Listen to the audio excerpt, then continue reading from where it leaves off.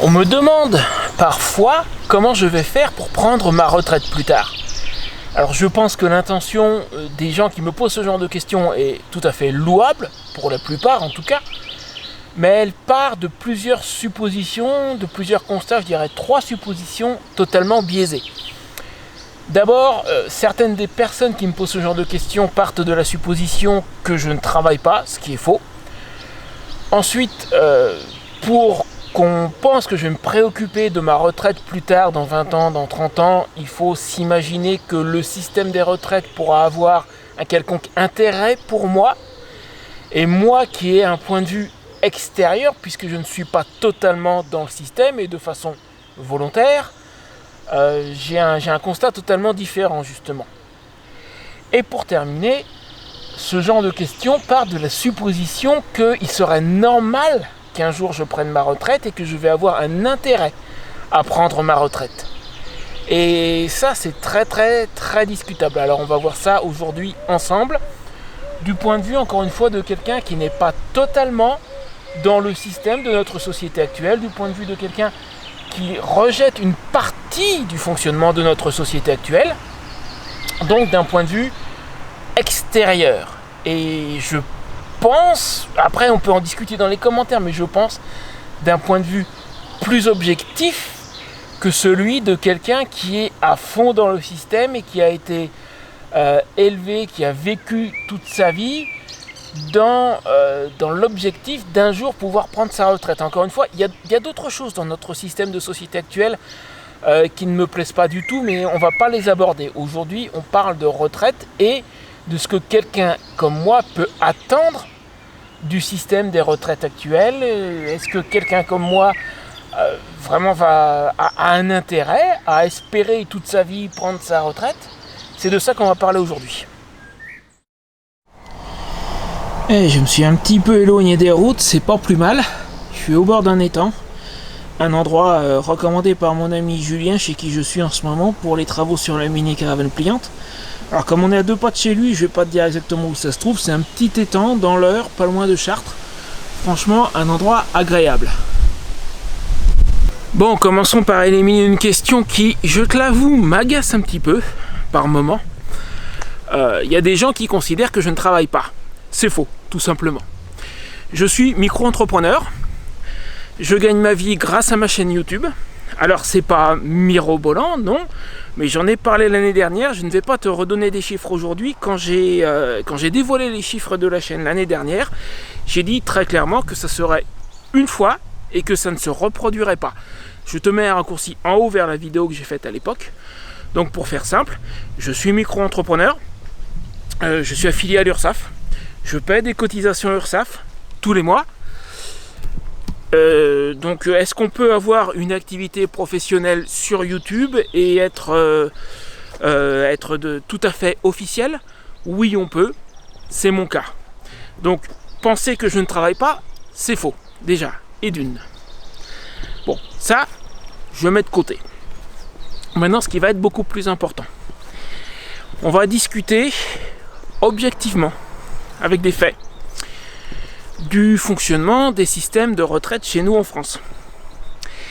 Et je suis assez bien placé quelque part pour discuter de la question...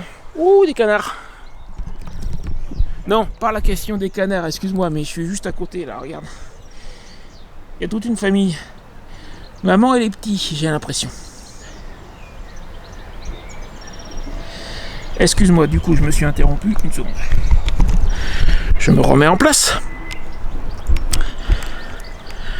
Voilà. Alors, j'allais parler de la question de l'âge de départ à la retraite. Parce que en France, je sais qu'il y a eu des débats, des manifs et tout ce que tu veux pour empêcher le changement de l'âge de départ à la retraite à 64 ans. Je dis pas si je dis pas de bêtises, il doit être à 64 ans actuellement. Et je comprends tout à fait, ça me paraît énormissime, on est d'accord ? Sauf que par rapport à la moyenne européenne, on est encore en dessous. Et si je suis bien placé, c'est parce que j'ai l'habitude de passer l'hiver en Espagne. Et à la base, j'ai un ami qui vivait dans une caravane au camping où j'ai l'habitude de me rendre l'hiver, à Alicante. Et qui a pris sa retraite, c'était pas l'hiver dernier, c'était l'hiver d'avant. Ça lui a permis de louer une petite maison et il a quitté le camping. Et c'est comme ça que j'ai appris que l'âge de départ légal à la retraite en Espagne, c'est pas 64, c'est 67. Déjà 64, je trouve que c'est énorme, mais là-bas c'est 67. Et pour eux, ça leur paraît totalement normal. Et dans la plupart des autres pays européens, je peux me tromper, mais je crois que globalement, ça serait plus 67 que 64. Merci l'Europe, c'est en train de tous uniformiser. Et ma conclusion, c'est qu'en France, de toute manière, qu'on le veuille ou non,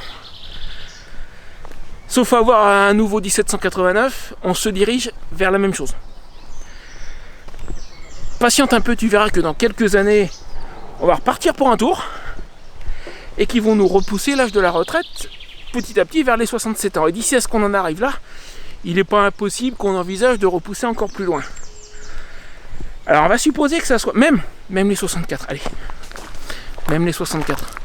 Il me reste une petite vingtaine d'années, pas tout à fait, 17 ans avant d'en arriver là, 17-18 ans. D'ici là, il y a des chances pour qu'on ait repoussé encore plus loin.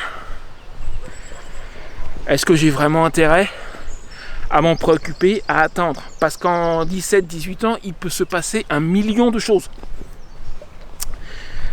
Donc déjà, du point de vue de l'âge de la retraite, est-ce que j'ai vraiment intérêt à me préoccuper d'un truc qui va peut-être ou peut-être pas arriver dans 17 ou 18 ans? Déjà, il y a ça. Si avec ça, à la limite, je te dirais peut-être. Mais il n'y a pas que ça. Plus ça va, moins le montant versé au titre des retraites vaut quelque chose. Je m'exprime peut-être pas tout à fait bien, on va parler d'inflation. Le montant qu'on te paie pour ta retraite baisse. Si tu es actuellement à la retraite, on n'a peut-être pas l'impression, mais en termes de valeur, il baisse. Le coût de la vie augmente. Ça, c'est l'inflation. Certains vont me dire, oui, mais on revalorise les retraites. C'est vrai, mais on les revalorise moins vite que la progression de l'inflation, surtout ces dernières années. Résultat, l'inflation, ça veut dire que l'argent perd de sa valeur. Avec 10 € d'aujourd'hui, tu n'achètes pas la même chose qu'avec 10 € d'il y a 15 ans. Et moi, je me souviens encore quand j'étais petit, là, la baguette de pain à 1,50 franc, ou un truc comme ça, je me souviens plus des montants exacts, mais essaye à 1,50 franc, ça fait quoi? Ça devait faire, j'ai pas le taux de conversion en tête, 30 ou 40 centimes d'euros et encore même pas. Essaye de trouver une baguette de pain pour 30 centimes d'euros. Bon courage. Un café. Le café à 1 €. Ça n'existe plus depuis longtemps. Enfin, en France, même en Espagne, c'est plus d'1 €. Et en Espagne, c'est un peu moins cher. Alors, à Paris, on n'en parle même pas. Je pense que ça doit être 3 ou 4 € le petit expresso. Ça, c'est l'effet de l'inflation. C'est-à-dire que ton argent, en fait, dans la pratique, ton argent perd de la valeur. Donc, si on revalorise les montants des retraites moins vite que ne progresse l'inflation, eh ben le montant de la retraite perd de sa valeur. Avec la même somme d'argent, tu achètes moins de choses. Et je pense pas que cette dynamique soit sur le point de s'arrêter. Franchement, je le vois pas, j'y crois pas. Et je ne vais pas retenir mon souffle pour la même raison que pour l'histoire de l'âge de départ à la retraite. Je vais pas retenir mon souffle. Donc là, je suis sur un constat qui est plutôt qui est pas joli, qui est plutôt sombre. L'âge de la retraite, on le repousse et on va sans doute continuer à le repousser, c'est probable. L'inflation va continuer à progresser et la revalorisation des retraites va continuer à progresser moins vite que l'inflation, donc les montants vont perdre de leur valeur. Résultat, premier constat global, on va dire, d'un point de vue monétaire, d'un point de vue revenu, prendre ma retraite dans 17 ou 18 ans, je suis pas sûr que ça soit tellement intéressant. Je suis pas convaincu. En plus de ça, bon, dans mon cas personnel particulier, j'ai presque toujours travaillé en indépendant, beaucoup avec des sociétés étrangères, pas toujours avec beaucoup de succès. Donc résultat, il y a un truc, c'est sûr que j'ai pas fait ces dernières années, c'est que j'ai pas accumulé beaucoup de trimestres. Donc au final, dans 17-18 ans, j'aurais probablement pas grand-chose de toute manière. Mais même sans ça, même si j'avais une retraite plein pot, juste basique, genre de quelqu'un qui a été au SMIC toute sa vie, un truc comme ça, je crains qu'elle ne vaille pas grand-chose. Et je crains qu'il faille attendre très longtemps avant de pouvoir la toucher. Donc, est-ce que ça vaut le coup que je retienne mon souffle, que j'attende après mon éventuelle future retraite?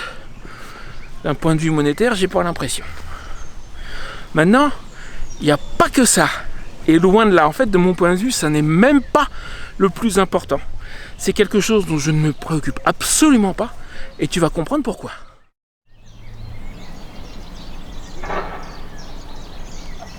Ah oui, et puis aussi, un détail qui a son importance, si tu es actif aujourd'hui, tu t'imagines peut-être que tu cotises pour ta propre retraite. Ça n'est pas le cas.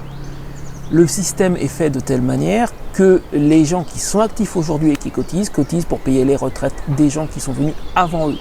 Tu cotises pour payer les retraites des gens qui sont actuellement à la retraite. Alors soyons clairs, je ne considère pas que ce soit un problème. C'est normal de payer les retraites des gens qui ont été actifs avant nous. C'est normal de payer les retraites des générations précédentes. Mais ça veut aussi dire que par exemple moi dans 17-18 ans quand j'atteindrai l'âge de la retraite, il faut espérer qu'il y ait suffisamment de cotisants pour payer ma retraite à moi. Sans ça, les montants mécaniquement vont baisser. C'est obligé.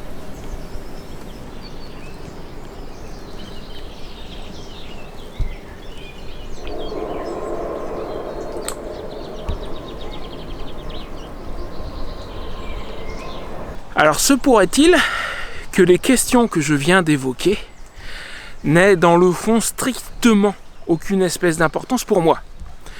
Eh bien oui, c'est tout à fait possible, figure-toi. Et ça dépend de la réponse à une autre question, probablement la plus importante de toute la vidéo. Est-ce que je vais un jour avoir envie de prendre ma retraite? Mentalement, psychiquement, est-ce que je vais vouloir le faire? Je te parle même pas de revenus là. J'ai rencontré au fil des années des retraités qui, ayant travaillé toute leur vie, un jour se retrouvent à la retraite et ne savent plus quoi faire de leurs 10 doigts. Et pour eux, c'est très dur. Et je comprends pourquoi.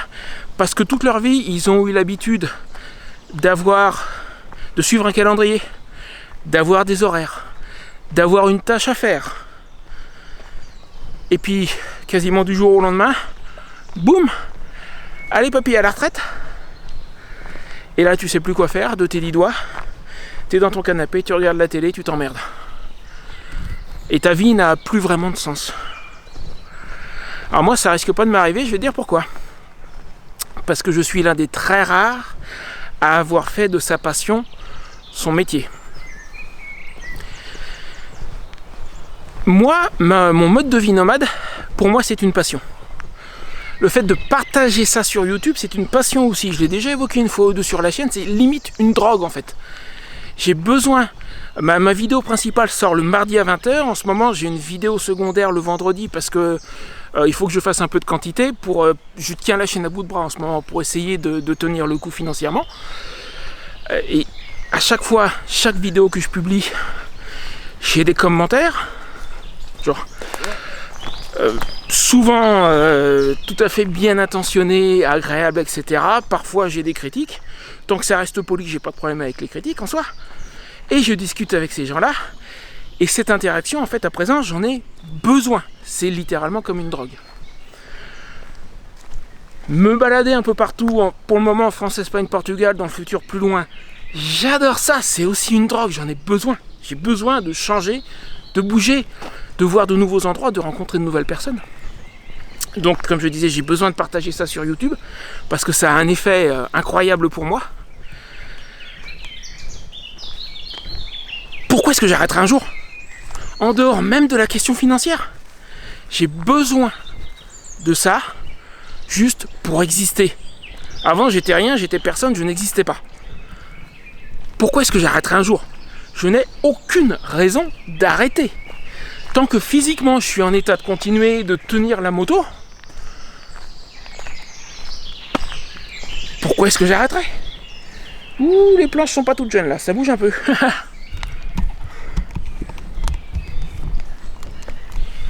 Je sais pas si tu vas le voir, mais bon, ça va, je vais pas finir à la flotte, mais il aura besoin, je pense, d'être rénové ce pont. Mais en dehors de ça, dis donc. Merci Julien de m'avoir conseillé cet endroit, c'est agréable. Hein, on est bien. On est en grande partie à l'ombre, il fait frais. Les jours d'été, alors aujourd'hui il fait pas super chaud, mais les jours d'été on doit être bien ici. Tu vois, bah ça fait partie des choses que j'adore. Je connaissais pas. J'étais à aller à pied à un quart d'heure d'ici. Ça fait plus d'un mois que je suis chez Julien. J'avais pas découvert cet endroit. Tiens, encore du canard. Ouh, mais il y en a même des tout près là, regarde.